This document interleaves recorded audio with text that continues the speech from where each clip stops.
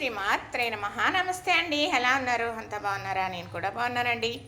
మరి ఈరోజు కొబ్బరి పచ్చడి చేశాను. పచ్చి పచ్చడి, నూనె లేని పచ్చడి.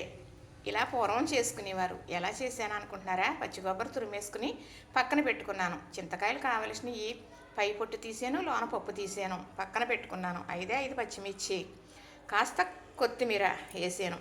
మరి కొబ్బరి తురుముకున్న తర్వాత కొత్తిమీర, పచ్చిమిర్చి, మరేమో చింతకాయలు, ఉప్పేసి మిక్సీ పట్టేసాను.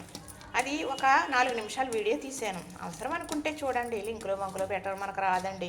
కాబట్టి చూడండి, చూస్తే ఇలా చేసుకోవచ్చు. ఎందుకంటే మంచి ఆరోగ్యమైన ఫుడ్ ఇది.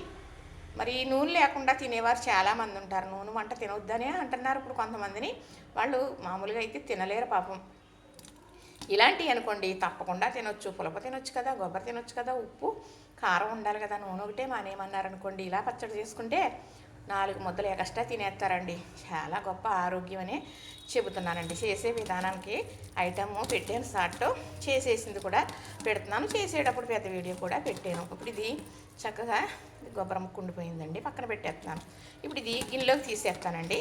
ఇప్పుడు ఇది ఇలా ఉంది కదా, ఇలా ఉన్నది ఇప్పుడు అన్నంలోకి ఇందులో అంత వాటర్ వేసి కలుపుకున్నాం అనుకోండి మనం, అది మనకి టిఫిన్లోకి అలాగా చేసుకోవచ్చు. 2 రకాలుగా ఉపయోగపడిపోద్ది. ఇదే కాదండి, ఏది చేసినా నేను అలానే చేస్తాను అన్నమాట చక్కగా.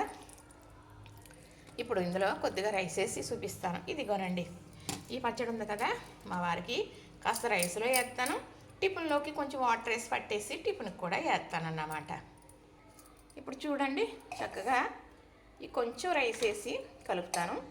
ఇలా తింటుంటే మొత్తం ఈ అన్నం అంతా తినేయాలనిపిస్తుందండి. చాలా బాగుంటుంది. చింతకాయ పులుపుతో, కొబ్బరికాయ కమ్మదనంతో, పచ్చిమిర్చి కారంతో, కొత్తిమీర సువాసనతో చాలా బాగుంటుందండి. పూర్వం మరి పెద్దవాళ్ళు వారాలప్పుడు ఇలానే చేసుకునేవారు. ఒక చేతితో చల్ల పట్టుకున్నాం వల్ల ఇలా చేస్తున్నానండి. చూసారా, ఇదిగో ఇది తింటూ ఉంటే ఈ ప్లేట్ నిండా అన్నం పెట్టుకుని కాస్త పచ్చడి వేసుకొని తినేస్తే సాయంత్రం వరకు ఏమీ అడగమండి. మనకి ఎంతో బంగారం పట్టుకొచ్చి పెట్టినా తినలేము. ఇంకా అంత తృప్తిగా ఉంటుంది, అంత కడుపు నిండా తింటాం. చూసారా, నచ్చిందా? మీరు కూడా ఇలా చేసుకోండి. చేసుకోవాలి అనుకుంటే పెద్ద వీడియో ఉంది, చూడండి.